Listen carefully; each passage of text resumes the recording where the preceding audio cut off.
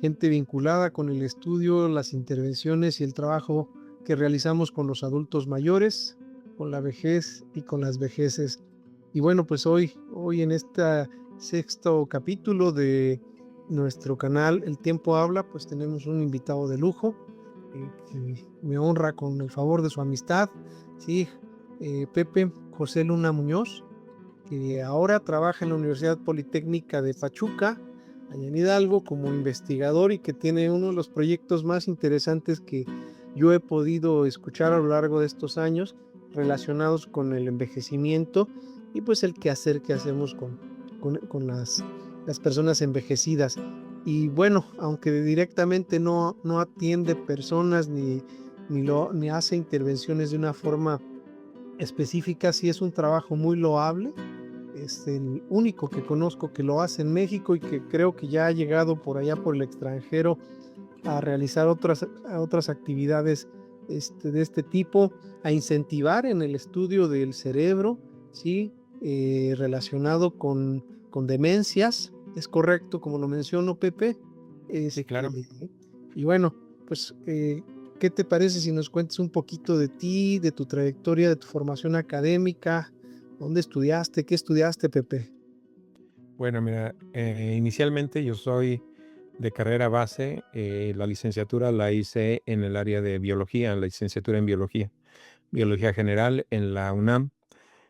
Posteriormente de ahí hice un doctorado en ciencias biológicas de la salud en la UAM, Xochimilco, y el postdoctorado lo hice en el Departamento de Fisiología del Instituto Politécnico Nacional en la Escuela Nacional de Ciencias Biológicas, ¿no? Entonces ahí fue donde yo me desarrollé toda mi actividad. Yo no hice maestría, en ese momento estaba directamente un programa de ahí de la UAM, en donde si tú estabas laborando, trabajando precisamente en un centro de investigación o en investigación, y tenías un número considerable de publicaciones para poder evaluar y validar este paso hacia el doctorado, pues bueno, yo ahí lo presenté.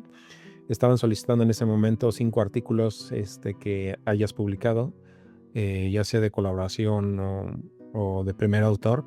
Entonces, yo cuando me presenté, llevaba ya yo 14 artículos publicados y obviamente pues me dijeron que, y como estaba trabajando ya en el Centro de Investigación y Estudios Avanzados del Politécnico, pues me dijeron que yo me fuera directamente a hacer el doctorado, ¿no? Y de ahí ha sido toda mi actividad desarrollándome principalmente en lo que es las enfermedades neurodegenerativas, principalmente estudiando la enfermedad de Alzheimer. De ahí, esto pues me ha llevado a trabajar precisamente, uno de los primeros trabajos que estuve fue precisamente en el Centro de Investigación y Estudios Avanzados en el Departamento de Fisiología con el doctor Raúl Mena López, que él fue el fundador del primer banco de cerebros en México. Y ya pues con él estuve trabajando por 20 años. Desafortunadamente el doctor Mena tuvo un accidente cerebrovascular, un EBC, y entonces lo sacó del laboratorio, ya no pudo regresar él al laboratorio. Esto fue en el 2011. En el 2014 el doctor Mena desafortunadamente fallece y bueno, en el inter de 2011 al 2014, pues ya me empecé yo a hacer cargo de precisamente de lo que es el banco de cerebros, ¿no? De ahí, de esa unidad. Posteriormente, eh, yo me traslado a la UNAM, 2 años estuve en la UNAM, tratando de implementar el banco de cerebros ahí en la UNAM, en la Facultad de Estudios Superiores Cuautitlán. Desafortunadamente también no hubo un entendimiento ahí y finalmente pude llegar aquí a la Universidad Politécnica de Pachuca, en donde estoy desarrollando ya el único banco de cerebros en México. Y de aquí también he empezado desde el 2019. Empecé a ir a República Dominicana a apoyar al desarrollo de su banco de cerebros en la Universidad Nacional Pedro Enríquez Ureña. Ahorita ya el banco de cerebros de allá de República Dominicana ya está funcionando.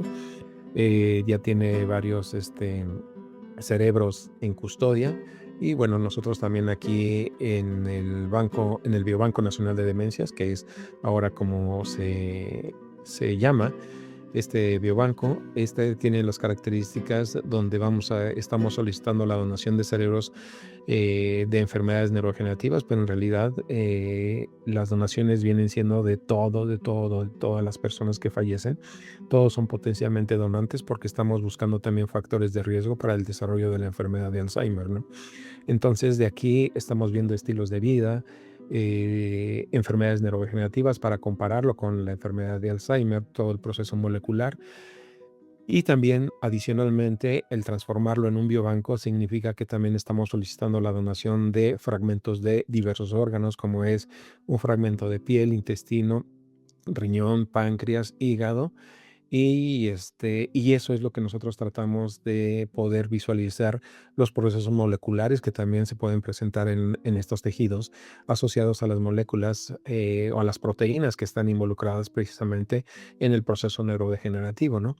Asimismo, tengo ahorita ya 3 estudiantes aquí en la Universidad Politécnica de Pachuca que están involucrados en el análisis, por ejemplo, de proteínas involucradas en la neurodegeneración, como es la proteína tau, el péptido de amiloide, en epitelios orales y también en sangre es lo que estamos haciendo, ¿no? Estamos buscando morfológicamente la expresión de estas proteínas y cómo varían de unas condiciones normales a lo que ya es la enfermedad de Alzheimer, ¿no?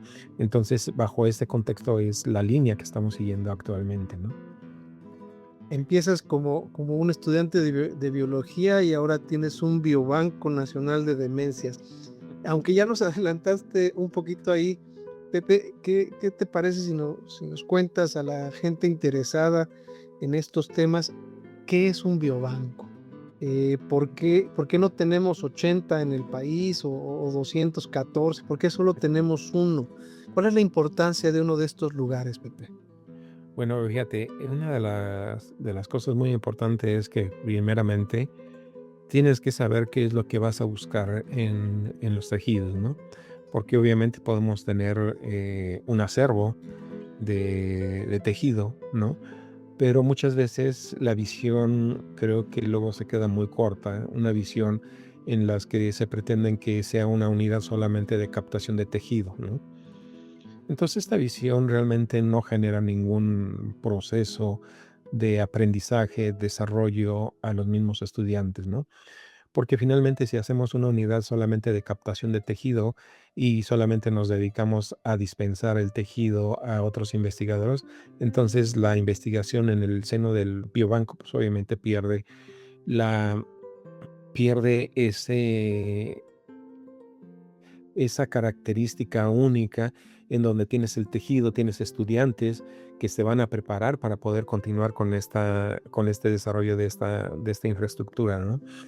Es complicado, sí, es muy complicado porque tienes que tener un background enfocado a la neuropatología, pero también al mismo tiempo tienes que tener una sensibilidad precisamente enfocado a poder favorecer la donación de cerebros, porque estando en un laboratorio sentado yo en este momento, como lo estoy ahorita en mi oficina, pues la gente no se va a enterar precisamente que se pueden donar los cerebros de las personas cuando fallecen, y esto es únicamente para investigación, no es para trasplante, ¿no?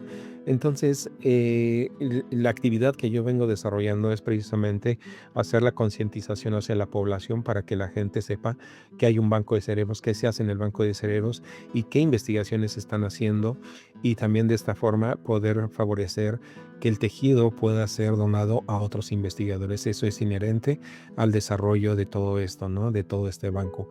Pero lo que sí es muy importante es que en el mismo seno del biobanco pueda realmente hacerse investigación. Entonces, finalmente, lo hemos transformado de un banco de cerebros que solamente se pedía o se solicitaba la donación de cerebros para poder hacer el estudio histopatológico molecular de la enfermedad de Alzheimer, ¿no? Entonces, al transformarlo, cuando yo tomo ya en dirección este banco, pues obviamente, porque anteriormente solamente nos daban pequeños fragmentos, era muy rara vez nos podían dar todo el cerebro, ¿no? Entonces, cuando yo tomo ya la dirección del biobanco, del banco de cerebros, lo transformo a poder desarrollarlo ya a su máxima potencial y obviamente ya ahora solicitaba completo todo el cerebro, ¿no? Y de allí empezamos a ver precisamente algunas otras actividades que podemos desarrollar, que era precisamente la toma de tejido de otros órganos.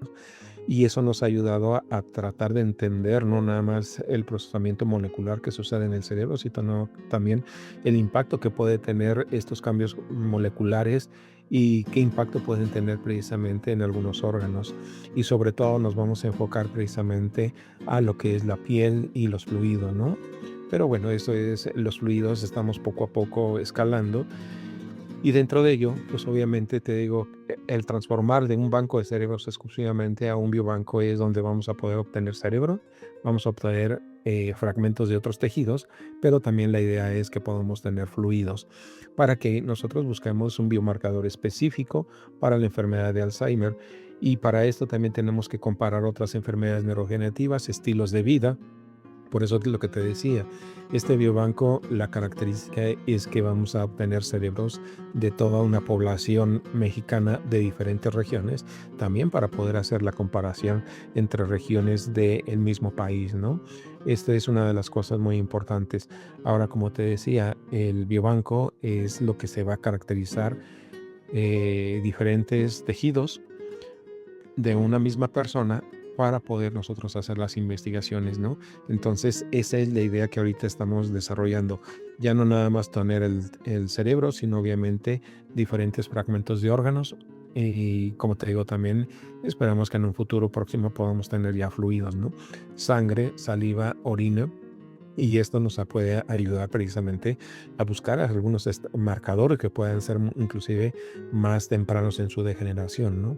Entonces, por eso es que este biobanco se ha diferenciado de lo que venía haciendo atrás, ¿no? Y con ello, pues obviamente también el Banco de Cerebros de República Dominicana, como somos una hermandad y yo soy asesor del Banco de Cerebros de la República Dominicana, pues todo lo que estamos generando y desarrollando, pues tratamos de replicarlo allá, ¿no? Y esto nos ayuda a comparar dos poblaciones, aunque somos latinas, pero somos regiones diferentes, la alimentación es diferente, entonces estilos de vida diferentes, entonces eso es lo que nosotros pretendemos hacerlo, ¿no? Si tenemos nosotros una diferencia tanto del sur como hacia el norte y la zona centro de México, pues obviamente, imagínate ya compararlo con otros países, será un análisis muy, muy interesante, ¿no? Claro, claro. Es fácil coordinar un banco, un biobanco. ¿A qué te estás enfrentando? Situaciones políticas, culturales, que dificulten tu labor como Pues mira, investigador. una de las cosas muy importantes es precisamente, inclusive, la idiosincrasia, ¿no? La parte cultural es muy importante y bajo ese esquema nosotros tratamos precisamente de poder acercarnos a las poblaciones originarias, ¿no? Que es muy importante también y de hecho es uno de los objetivos que estamos nosotros visualizando, ¿no? Que poder tener cerebros de personas de los pueblos originarios, ¿no? Y esto es una parte muy importante que le ha interesado mucho a la comunidad científica internacional, ¿no?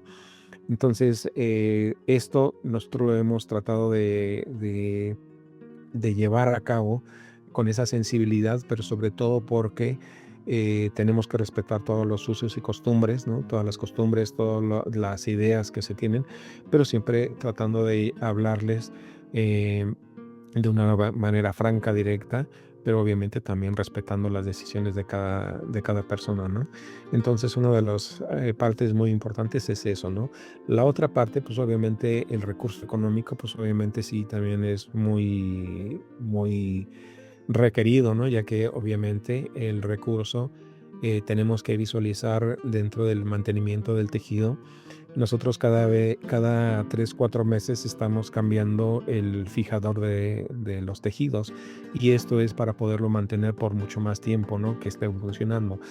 Normalmente algunos de los tejidos que yo he visto que mantienen algunos patólogos, inclusive el fijador inclusive ya está todo oxidado, todo oscuro, ¿no?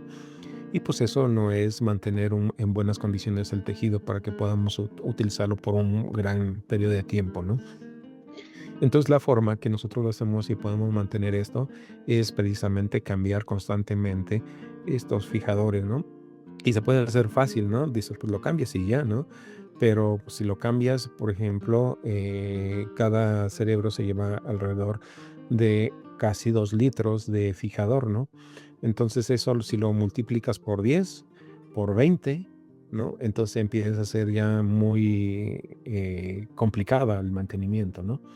Pero bueno, dentro de ello, pues la Universidad Politécnica Pachuca ha sido una parte muy importante dentro de ello que nos ha favorecido con el apoyo precisamente al recurso para poder hacer estos intercambios constantes, ¿no? Claro. Ahora, dentro de lo otro que también es muy, muy caro, es como nosotros hacemos el análisis molecular histopatológico, pues necesitamos anticuerpos que van dirigidos contra las lesiones, contra las proteínas involucradas en las lesiones que definen cada una de las patologías, ¿no? Entonces, bajo este contexto, pues tenemos que comprar los anticuerpos y cada anticuerpo normalmente nos cuesta 100 microlitros como unos 15,000 a 20,000 pesos, ¿no? Entonces es demasiado caro. Esto lo estamos haciendo y solventando con el desarrollo de proyectos en colaboración con otras instituciones y estas colaboraciones, pues bueno, nos ayudan nos donan los anticuerpos y eso es lo que también nos ayuda mucho a poder hacer estas investigaciones, ¿no? También estamos sometiendo proyectos de investigación, como te decía, en colaboración. Hace poco tuvimos un proyecto en colaboración con República Dominicana donde sometimos un proyecto para la búsqueda de una proteína que no ha sido descrita en Alzheimer y somos el primer grupo que tenemos 2 proteínas que no se han descrito en Alzheimer. Una de ellas ya fue presentado en un examen doctoral de Nabil Itziluna Viramontes, que es una proteína de empalme alternativo que se modifica en la enfermedad de Alzheimer, que debería estar esa proteína en el núcleo y nosotros la podemos ver ya en Alzheimer, se presenta asociada a las marañas neurofilares. Y recientemente otra proteína que también está asociada a un proceso inflamatorio y que también nosotros la hemos visto exacerbada en el cerebro. Esta proteína de inflamación en condiciones normales o basales no se encuentra nada presente en el cerebro. Realmente se presenta, pues, está ausente, ¿no? Se encuentra abundantemente en cáncer y psoriasis y nosotros en la enfermedad de Alzheimer hemos encontrado esta proteína altamente exacerbada su presencia, ¿no? Asociada inclusive a lo que es la otra lesión que son las placas amiloides, ¿no?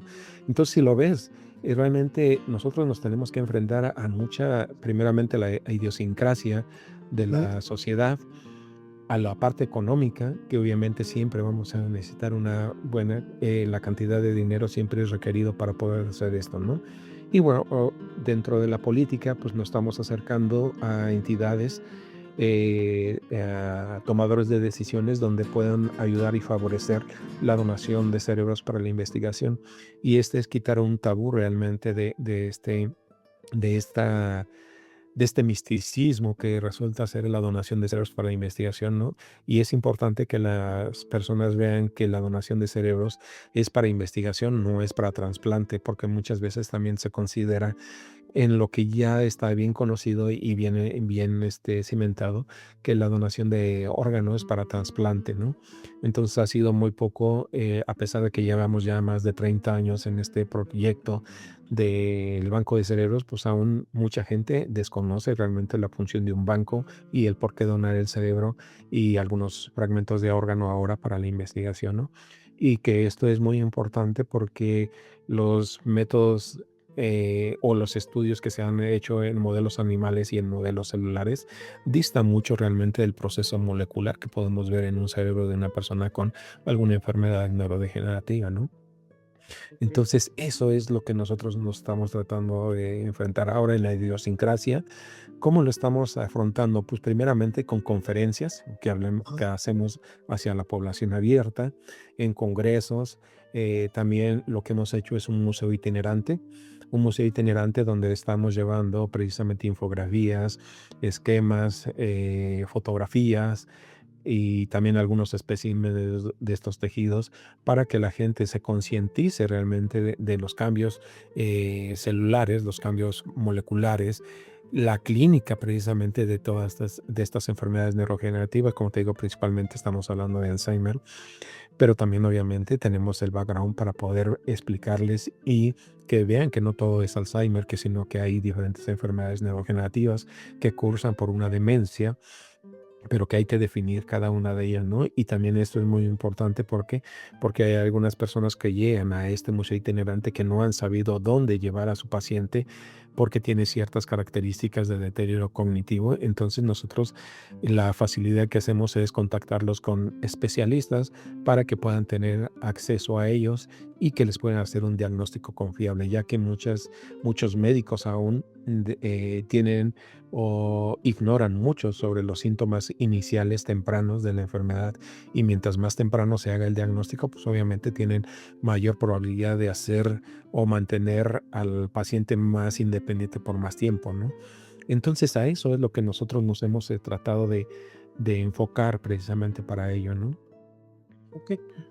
Oye, una labor bien impresionante, ¿no? Sobre todo en este concepto que no lo había reflexionado, pero la donación de cerebro, pues sí está llena de este misticismo, de estas ideas culturales, ¿no? Que tiene, que incluso puede pensarse que la donación es para trasplante. Una gran labor, Pepe. Oye, pero me llama mucho la atención esto que nos comparte sobre las enfermedades neurodegenerativas y quisiera preguntarte, dentro del trabajo que estás haciendo, que has venido haciendo en todos estos años, pues cómo se vincula con los estudios relacionados con la vejez. Bueno, dentro de esto, hablando precisamente sobre la enfermedad de Alzheimer, mucha gente, lo místico o más bien el error que se ha generado es sobre todo porque han seguido manejando el concepto de demencia senil, ¿no? Entonces, demencia senil es prácticamente igual a un proceso degenerativo que se va a desarrollar porque la persona adulta mayor va a desarrollar esta enfermedad neurodegenerativa que le llaman demencia senil. Pero inclusive realmente no hay demencia senil, ¿no? No existe la demencia senil. Hay enfermedad de Alzheimer, hay demencia frontotemporal para el supracortical progresiva, demencia vascular, en fin, hay una gran cantidad de enfermedades neurodegenerativas que cursan por un deterioro cognitivo, pero hay que definir qué enfermedad neurodegenerativa se trata para que podamos o que se le pueda dar un seguimiento más dirigido específicamente al paciente, ¿no? Entonces, dentro de esto, una de las cosas es el envejecimiento. La enfermedad de Alzheimer se presenta de dos formas, una forma genética y una forma esporádica. La forma esporádica se desarrolla después de los 65 años de edad, que generalmente es el proceso de desarrollo en los adultos mayores, ¿no? Sin embargo, la otra forma de presentarse es en etapas tempranas, alrededor de los 40, 45 años de edad, donde se tienen mutaciones específicas, que es realmente el 5% de los casos de Alzheimer se asocian a este factor genético, donde hay mutaciones en la proteína precursora de amiloide, presenilina 1 y presenilina 2, ¿no? Esto, pues, obviamente sabemos que tiene una capacidad de heredarse hasta de un 50% las personas que desarrollan la enfermedad de Alzheimer genética. La enfermedad de Alzheimer esporádica, esa es menos probable que la desarrolle un miembro de la familia, pero tiene mayor probabilidad que de las familias que no tienen ningún miembro que han desarrollado la enfermedad de Alzheimer, ¿no? Esta, en relación a lo que tú me preguntas, ¿cómo se vincula con el envejecimiento? Pues precisamente, como esta enfermedad neurodegenerativa se desarrolla normalmente, el 95% de los casos se desarrolla después de los 65 años de edad, pues esto viene acarreando también un factor muy importante que son los estilos de vida, ¿no? Ujú. Y dentro del biobanco, también estamos interesados en estos factores de vida o estos estilos de vida en donde nosotros queremos ver realmente qué estilos de vida realmente están asociados al proceso de lo que es el desarrollo de la enfermedad de Alzheimer, como si, por ejemplo, estamos hablando de diabetes. Muchas personas adultas mayores padecen de diabetes, la obesidad, el sedentarismo, la depresión, la hipertensión, el alcoholismo, la drogadicción, el tabaquismo. Entonces, si ves todos, y entre otros, ¿no? La poca actividad también física, la actividad cerebral también que tienen muy poca actividad ya los adultos mayores. Entonces, si ves estos estilos de vida, entonces, muchos de ellos estamos padeciéndolo o generamos realmente un proceso muy importante en lo que es la epigenética. Y en este punto, parte de este proceso de la epigenética están involucrados los adultos mayores, que no han desarrollado Alzheimer, pero pueden tener una probabilidad de desarrollar normalmente los adultos mayores el 10%, del 10 al 16%, 14% de adultos mayores van a desarrollar la enfermedad de Alzheimer. Preponderantemente, la enfermedad de Alzheimer la desarrollan mayormente las mujeres, ¿no? Entonces hay una mayor prevalencia en mujeres. Entonces, si nosotros vemos todos estos cambios que nosotros estamos viendo, no es que solamente un factor de riesgo, por ejemplo, que yo tenga diabetes, esto ya es sinónimo de que voy a desarrollar Alzheimer, ¿no? O que si tengo hipertensión voy a desarrollar Alzheimer. No, es el conjunto de varias situaciones que pueden estar no controladas en tu vida diaria, y eso podría ocasionar el prendimiento, el que se activen algunos genes, que esto es lo que se llama la epigenética. Afortunadamente la epigenética puede ser reversible, ¿no? Que tú no permitas que esos genes se prendan, ¿no? O que si tú estás prendiendo ya un gen que te puede llevar al desarrollo de la patología, pero si tú puedes regresar a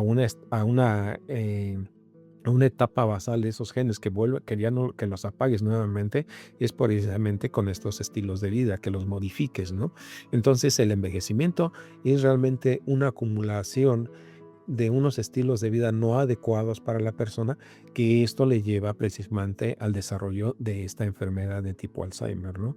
Y se ha sugerido recientes investigaciones que se han hecho, y se ha sugerido que casi el 40% de los casos de Alzheimer de la forma esporádica podrían ser prevenibles si nosotros podemos prevenir precisamente estos estilos de vida, ¿no? Entonces ahí viene precisamente el envejecimiento. Si nosotros queremos envejecer bien, pues tenemos que tener una calidad de vida adecuada, ¿no? Para poder llegar a un envejecimiento saludable, porque el estereotipo que nosotros siempre vemos de un adulto mayor es un adulto mayor encorvado, lleno de achaques, que está con enfermedades, una persona con un bastón, una persona con lentes, una persona que camina lentamente y está encorvado, o que se encuentra precisamente ya nada más sentado frente al televisor sin moverse. Eso es un estereotipo que debemos de quitar de un adulto mayor. Un adulto mayor no significa eso. Un adulto mayor es que deban de tener una buena actividad física, una buena actividad, sobre todo mental, ¿no? Para que ellos puedan estar desarrollando, que este proceso degenerativo que inicia o que podría iniciar después de los 65 años de edad, y que cada 5 años se duplica este factor de riesgo, ¿no? Entonces, que este factor de riesgo que nosotros tengamos lo reduzcamos al mínimo, y que obviamente este envejecimiento pueda ser obviamente de una independencia completa, ¿no? Y que quitemos ese estereotipo de un adulto mayor que está completamente enfermo, ¿no? Claro, es bien interesante, no tenía yo el conocimiento sobre esta diferenciación entre el origen esporádico, si lo podemos decir así, Ujú. y el genético, que va a definir al Alzheimer, pero creo que si esta información llega a la población, se puede acercar hacia la gente más joven, hacia los que intervenimos o trabajamos con vejeces, pues tenemos una herramienta poderosa, ¿no? Para poder explicar que el sentido está en el estilo de vida, ¿no? En eso que hacemos, ajá, en eso que hacemos, pues es el factor protector que nos va a permitir, pues, no pasarla tan desagradable en la vejez, ¿no? Sí. Ujú. Sí. Y, Oye, y fíjate, Eloy, también es muy importante, porque nosotros hablamos de Alzheimer, ¿no? Y el hablar el Alzheimer Es tan complicado porque muchas de las familias o el mismo paciente cuando sabe que está teniendo algunas afectaciones, ya sea de conducta o emocionales, ¿no? O de memoria, la persona sabe que hay algo que ya no está funcionando bien adecuadamente, ¿no? Ujú. Entonces, inclusive los mismos familiares justifican esa pérdida de conceptos que van teniendo los pacientes con Alzheimer, ¿no? Entonces, nosotros creemos que una vez que se desarrolla la enfermedad de Alzheimer, ya no hay nada que hacer. Y no, es al contrario. Al contrario, es muy importante que nosotros sepamos que hay muchas actividades no farmacológicas y hay actividades farmacológicas que pueden no detener la enfermedad, pero sí pueden retrasar su evolución, ¿no? Esto también es muy importante y que nos dejemos de lado también aquellos tratamientos caseros, ¿no? Que nos dicen, si te tomas esto, te vas a curar. La enfermedad de Alzheimer y otras enfermedades neurogenerativas no la van a curar, van a retrasar su evolución. Pero también esto es muy importante que primero hay que hacer un diagnóstico sugestivo, pero bien con un especialista, ¿no? Que no nada más yo sugiera porque ya estoy perdiendo ya tengo alteraciones de juicio y conducta y que diga, esto ya es demencia frontotemporal. No, tenemos que hacer un diagnóstico precisamente, o tengo una alteración en la memoria ejecutiva, ¿no? Y que esto pueda desencadenar otra enfermedad, ¿no? Posiblemente sea Alzheimer, ¿no? Porque la enfermedad de Alzheimer no necesariamente tiene que empezar con la memoria, inclusive puede ser alteraciones de las emociones, ¿no? Entonces podría ser también que la persona se está dando cuenta que es muy agresiva en ciertos momentos y empezó por esa forma de su agresividad que no era normal, ¿no? Entonces, cuando nosotros veamos que realmente una persona está alterando ya su vida cotidiana, entonces hay que tomar en cuenta, ¿no? Y visualizarlo, pero no con el estigma de decir, ya no hay nada que hacer, ya es un adulto mayor y ya es el proceso normal de envejecimiento. No, por ser adulto mayor no es normal que vaya perdiendo todas estas funciones cognitivas, ¿no? No por ser un adulto mayor está destinado a desarrollar Alzheimer. Y no todas las enfermedades son Alzheimer, ¿no? Esto yo Claro. creo que es muy importante. Hay mucho que hacer, muchas actividades que se pueden hacer y sobre todo también mucha de la gran parte que están involucrados en ellos estamos viendo los gerontólogos, los psicólogos, los geriatras y también los neuropsicólogos, ¿no? Donde todos ellos en conjunto van a poder apoyar de diferente, los neurólogos y dentro de todos ellos van a poder generar realmente programas de atención y seguimiento, ¿no? Atención, pues obviamente son los médicos, que sería la línea base, ¿no? De la atención de los pacientes.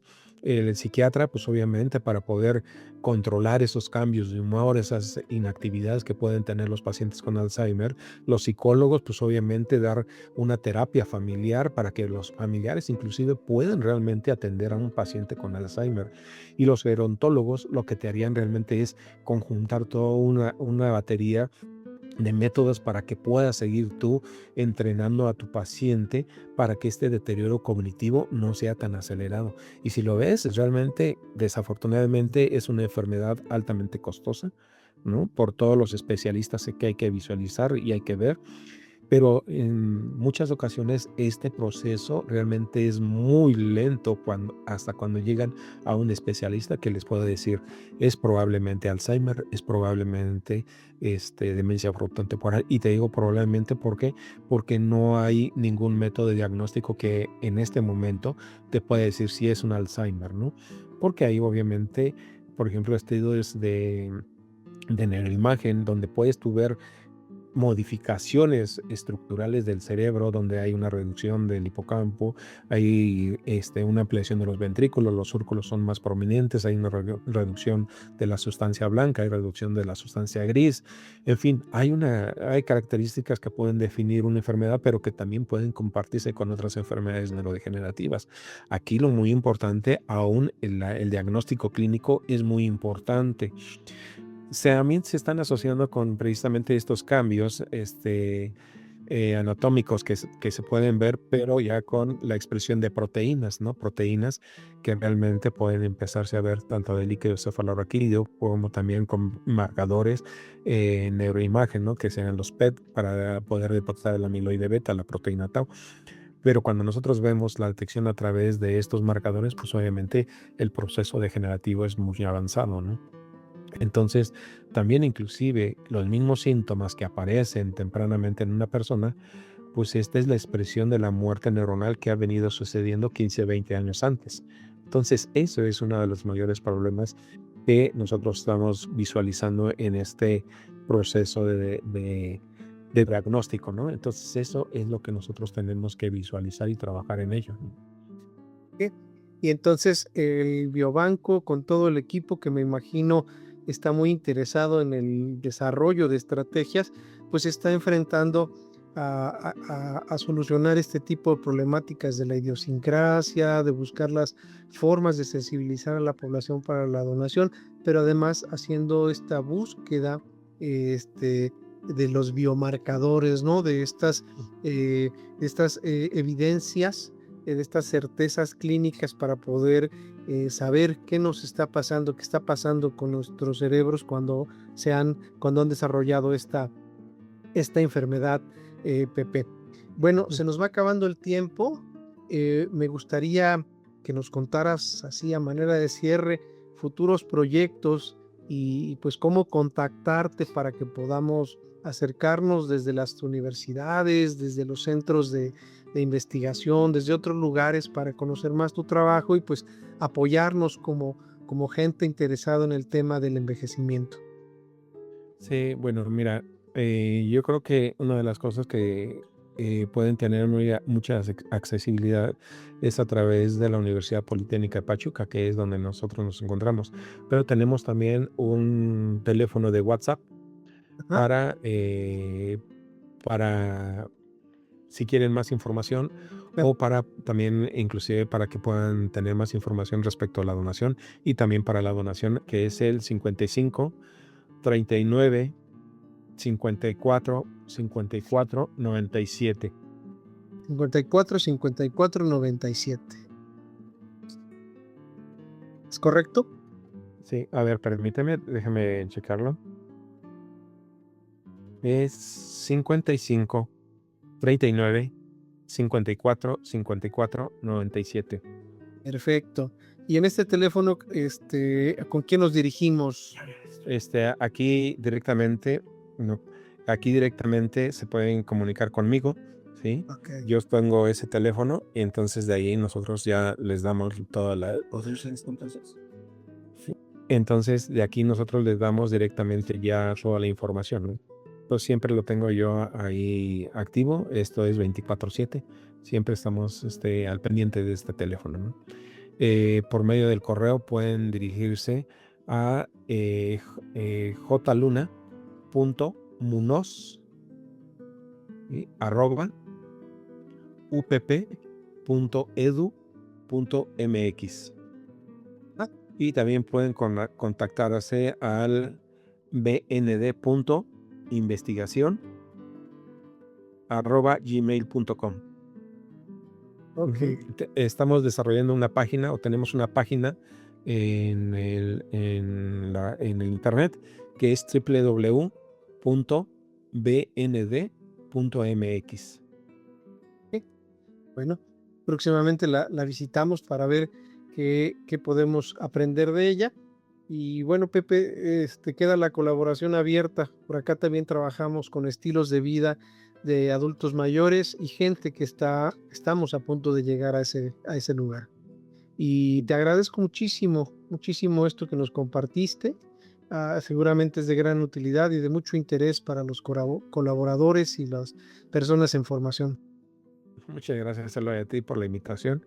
Y bueno, espero que todo esto pueda ayudar un poco también a quitar ese tabú de la donación de cerebros para la investigación, que también no es porque normalmente como se extrae el cerebro piensan que cuando se hace la cirugía van a quedar todos marcados aquí de la parte frontal, ¿no? Y no es así. Se hace toda una cirugía adecuada para poder ver y extraer el cerebro sin que pueda afectar nada toda la anatomía y fisiología y fisonomía del cuerpo, ¿no? Entonces, esto y también es importante que la donación se hace cuando ya la persona ha fallecido, cuando ya se tiene el diagnóstico confirmatorio de esa muerte, entonces es cuando se procede a poder realizar esta donación. Tienen que tener, para poder hacerlo, deben de tener ya el acta de defunción y una carta de intención de donación. Si no tienen esto, pues no se va a poder hacer la obtención del cerebro para la investigación, ¿no? Bueno, es interesantísimo y creo que habrá oportunidad de dialogar un poquito más a profundidad sobre la donación, Pepe. Te agradezco mucho y nos vemos próximamente. Hasta luego, Eloy. Muchas gracias. Hasta luego. Vale, un abrazo, hasta luego, Pepe. Bye.